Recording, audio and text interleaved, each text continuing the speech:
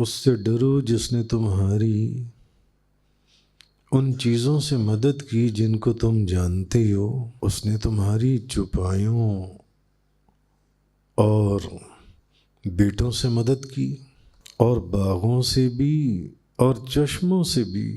بے شک مجھے تم پر عظیم دن کے عذاب کا خطرہ ہے۔ انہوں نے کہا کہ ہمارے لیے برابر ہے، آپ ہمیں نصیحت کریں یا نہ کریں۔ یہ تو پہلے لوگوں کا صرف طریقہ ہے۔ باقی رہی بات جو آپ یہ ہمیں کہہ رہی ہیں کہ عذاب ہوگا، تو ہمیں کوئی عذاب نہیں ہوگا۔ انہوں نے ہود کی تکذیب کی تو ہم نے ان کو ہلاک کر دیا۔ بے شک اس میں ضرور نشانی ہے، اور ان میں سے اکثر لوگ ایمان لانے والے نہ تھے۔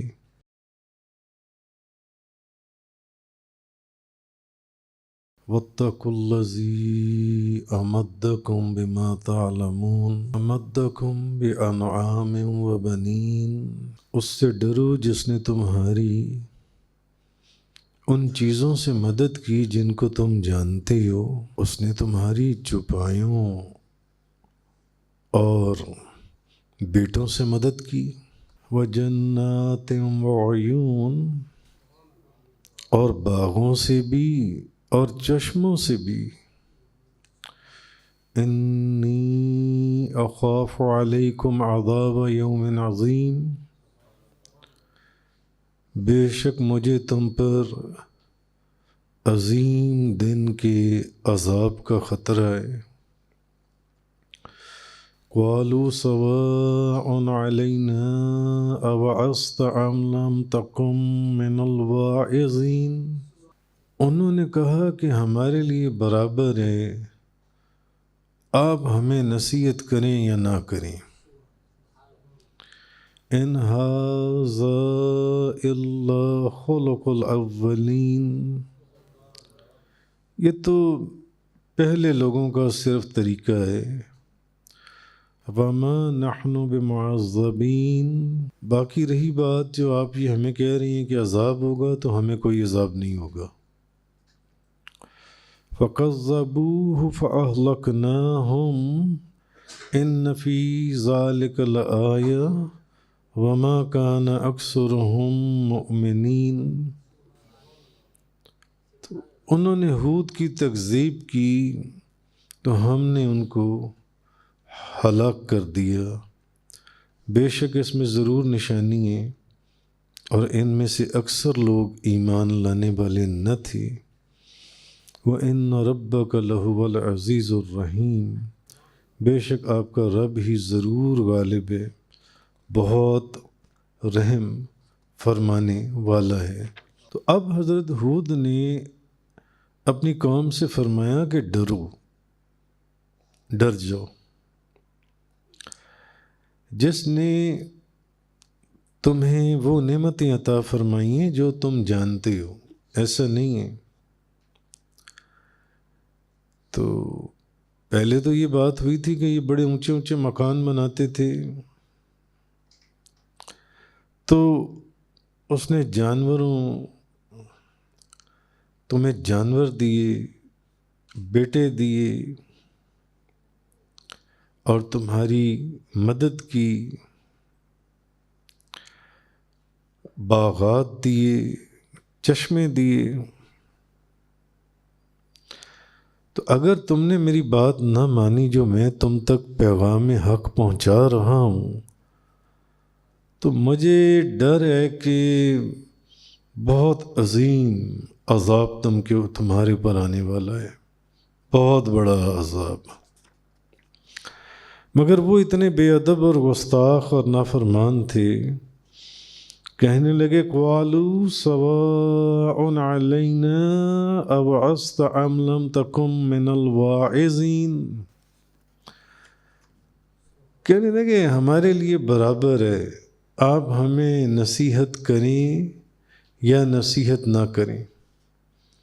کیونکہ بے ادب تھے، گستاخ تھے، نافرمان تھے، ان کی نصیحت کو ماننے کے لیے تیار نہیں تھے۔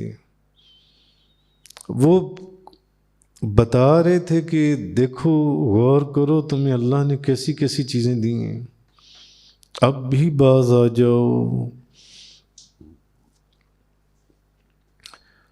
اب انہوں نے کیا کہا؟ انہوں نے کہا آپ ہمیں نصیحت کریں، ابھی قرآن کہہ رہے آپ ہمیں نصیحت کریں یا نہ کریں، ہمارے لیے وہ ایک برابر ہے، آپ کی نصیحت جان سی ہے۔ تو یہ دونوں چیزیں برابر ہیں۔ اب اس آیت سے ہمیں ایک بات تو یہ پتہ چلتی ہے کہ نصیحت جو قبول کرنا ہے، جو بندہ نصیحت قبول کرتا ہے، یہ مسلمان کا کام ہے۔ کافر اسپیشلی اور منافق یہ نصیحت قبول نہیں کرتے۔ ان کو آپ جتنا ہدایت کا راستہ دکھائیں یہ نصیحت قبول نہیں۔ جیسے یہاں انہوں نے کہا آپ کا نصیحت کرنا نہ کرنا ہمارے لیے برابر ہے، ہم اس بات کو نہیں مانتے جن سے۔ تو مفسرین نے اس آیت سے ایک تفسیر یہ بھی کی ہے کہ نصیحت قبول کرے گا ایمان والا مسلمان، کافر جو ہے یا منافق جو ہے یہ نصیحت قبول نہیں کرے گا۔ یہ ہدایت کے راستے کی اگر آپ اس کو نصیحت کرتے رہیں اس کے اوپر کوئی اثر نہیں ہوگا، یہ اپنی اسی روش کے اوپر انہی چیزوں کے اوپر چلتا رہے گا جس پر یہ چل رہا ہے۔ کیا وہ یہ نہیں دیکھتے کہ انہیں ہر سال 1 یا 2 مرتبہ آزمایا جاتا ہے؟ یہ وہ لوگ ہیں جو نہ تو توبہ کرتے ہیں اور نہ ہی نصیحت مانتے ہیں۔ اب یہ قرآن پاک کا دوسرا مقام ہے جہاں پہ بتایا گیا کہ یہ لوگ نصیحت ماننے والے نہیں ہیں۔ کافر اور منافق یہ نصیحت نہیں مانتے۔ اور آج بھی آپ دیکھ لیں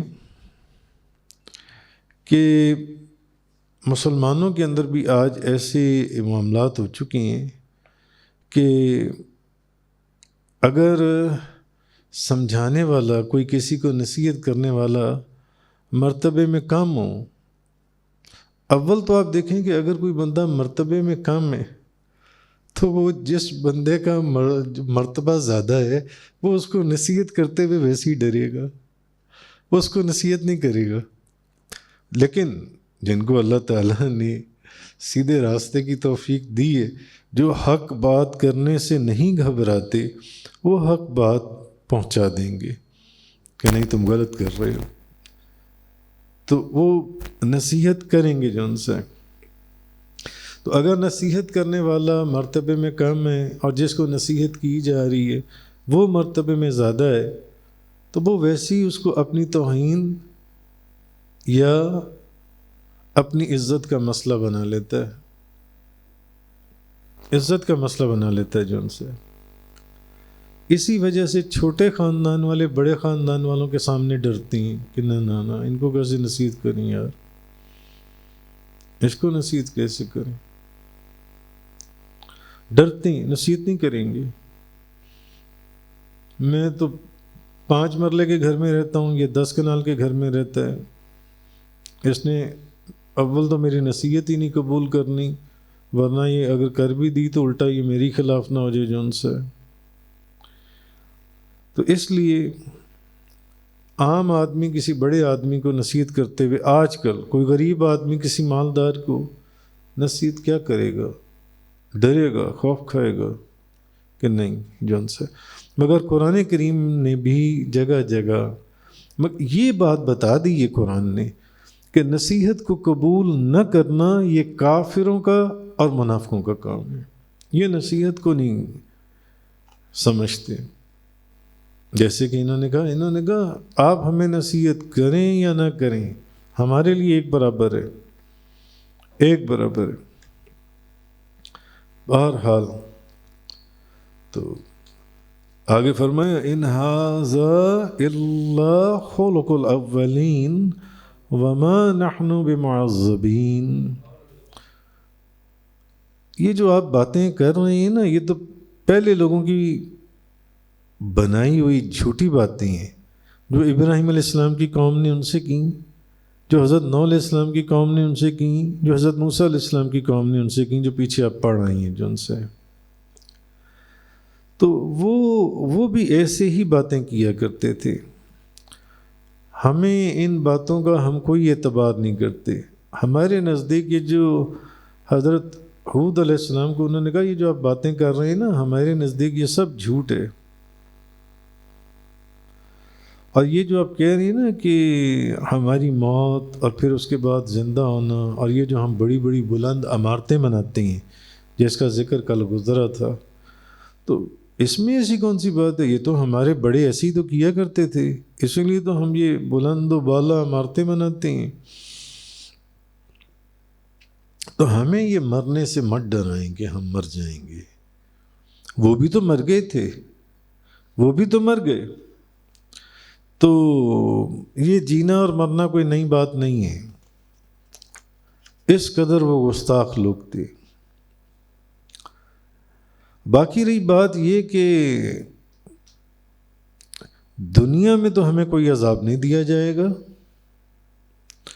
اور آپ یہ جو کہتے ہیں کہ مرنے کے بعد دوبارہ اٹھنا ہے، اس کے اوپر ہمیں یقین ہی نہیں ہے.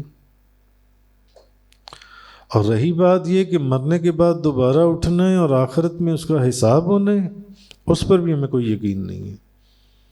یہ آپ ایسے ہی اپنے پاس سے باتیں کر رہے ہیں جو ان سے. تو قوم عاد نے حضرت حود علیہ السلام کی نصیحتوں کو ماننے سے انکار کر دیا. انہوں نے کہا آپ کی کوئی نصیحت ہمیں سیدھے راستے پر نہیں لا سکتی. ہم جس راستے پر چل رہے ہیں ہم اسی راستے پر چلتے رہیں گے. اور تو اس وجہ سے اللہ تعالیٰ نے ان کو ہوا کے عذاب سے ہلاک کر دیا. اب پیچھے جتنے رسولوں کا ذکر آپ نے پڑھا، کہیں پانی کے عذاب سے، کہیں وہ طوفان نوح جون سا تھا اس کے عذاب سے. اور بے شک تمہارا رب یعنی محبوب جو شخص نصیحت قبول نہ کرے اور اپنی جگہ پر ڈٹا رہے جو ان سے، تو آپ کا رب جو ہے وہ غالب ہے. کس چیز پر غالب ہے؟ اس کو سزا دینے پر غالب ہے. یہ ان کی خام خیالی ہے. نبی پاک صلی اللہ علیہ وسلم کو بھی بتایا جا رہا ہے، جیسے کہ میں آپ کو ساتھ ساتھ بتا رہا ہوں. جیسے کہ شروع میں فرمایا تھا، اس صورت کے شروع میں فرما دیا تھا کہ محبوب اگر یہ کفار مکہ ایمان نہیں لاتے تو کیا ان کے غم کے اندر محبوب آپ جان دے دیں گے؟ آپ نے اپنا حق ادا کر دیا، پیغام حق ان تک پہنچا دیا، بس. باقی آپ کا رب ہی اس پر غالب ہے. کس پر؟ ان کو سزا دینے پر، ان کو سزا دینے پر جن سے. اور جو ایمان لے آئے اسے عذاب سے نجات دے کر اس پر مہربانی فرمانے والا ہے آپ کا رب جو ان سے. تو بہرحال اب حضرت حود علیہ السلام جو ان سے کہا، یہ بتایا یہ گیا، آپ کی جو قوم کے لوگ تھے وہ بہت طاقتور لوگ تھے جن کو یہ نصیحت کرتے تھے آپ، بہت طاقتور لوگ. اور وہ اپنے جسم کے اوپر فخر کیا کرتے تھے، فخر کرتے تھے. تو انہوں نے حضرت حود علیہ السلام کی جب نافرمانی کی تو اللہ تعالیٰ نے ایک تو یہ کیا کہ کئی سالوں تک ان کے علاقے میں بارش کو روک لیا، اور جتنی عورتیں تھیں ان کو بھانج کر دیا وہاں پر جو ان سے. تو حضرت حود علیہ السلام نے پھر ان سے کہا کہ اگر تم اللہ پر ایمان لے آئے تو اللہ تعالیٰ تمہاری غیر آباد اور بنجر زمینوں کو دوبارہ سے سرسبز و شاداب کر دے گا۔ اب بھی وقت ہے، مان جاؤ جن سے، اب بھی وقت ہے۔ بہرحال پھر کیونکہ وہ نہیں ماننے کے لیے کسی بھی طریقے سے تیار نہیں تھے،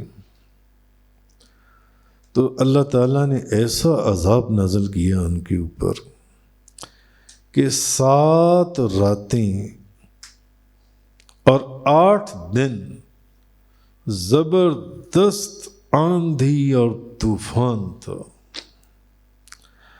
اور ایسی ہوا تھی جو تفاسیر میں لکھی گئی ہے، ایسی ہوا تھی جو ان کے ناک کے راستے ان کے وجود میں داخل ہوتی تھی اور ان کی دبر کے راستے باہر نکلتی تھی، اور وہ ہوا میں اڑتے ہوئے جب زمین پر گرتے تھے تو ایسے گرتے تھے جیسے کھجور کے تنے گری ہوئے ہوں۔ اللہ تعالیٰ نے اس عذاب کے ساتھ ان کو نیست و نابود کر دیا، ایسے خوفناک عذاب کے اندر ان کا۔ پہلے بارشیں بند ہو گئیں، کئی سال تک بارشیں بند رہیں، ان کی عورتوں کو بھانج بنا دیا گیا، پھر بھی نہیں مانے تو ان کو ہوا کا عذاب دیا گیا۔ ایسی ہوا تھی کہ وہ ہوا ان کے ناک کے ذریعے داخل ہوتی تھی اور ان کے پیٹ کے ذریعے باہر نکل جاتی تھی، اور ہوا میں اڑاتے ہوئے زمین پر مارتی تھی وہ ہوا ان کو۔ 7 راتیں اور 8 دن جو ان سی ہے وہ ایسی ہوا تھی کہ جس طرح کھجور کے تنے زمین پر گری ہوں۔ تو یہ چیز اللہ تبارک و تعالیٰ نے حضرت ہود علیہ السلام اور قوم عاد کا قصہ یہاں پر مکمل ہوا۔ اللہ تبارک و تعالیٰ نے فرمایا وَإِنَّ رَبَّكَ لَهُوَ الْعَزِيزُ الرَّحِيمُ، بے شک آپ کا رب ہی یہ کیوں انہوں نے کہا تھا کہ ہمیں عذاب ملنے والا نہیں ہے، ہمیں عذاب نہیں مل سکتا، فرمایا نہیں، آپ کا رب غالب ہے اس چیز کے اوپر کہ آخرت بعد میں تو جو عذاب دینا ہی دینا ہے، اس دنیا میں بھی ان کو ہم جو مزہ چکھائیں گے وہ دنیا دیکھے گی، اور وہ عذاب کی ایک عکس تھا جو ان کو دکھایا گیا۔ وآخر دعوانا الحمدللہ رب العالمین۔ تفسیر قرآن کا یہ لیکچر انگلش میں سننے کے لیے براہ کرم ڈسکرپشن میں موجود لنک پر کلک کریں۔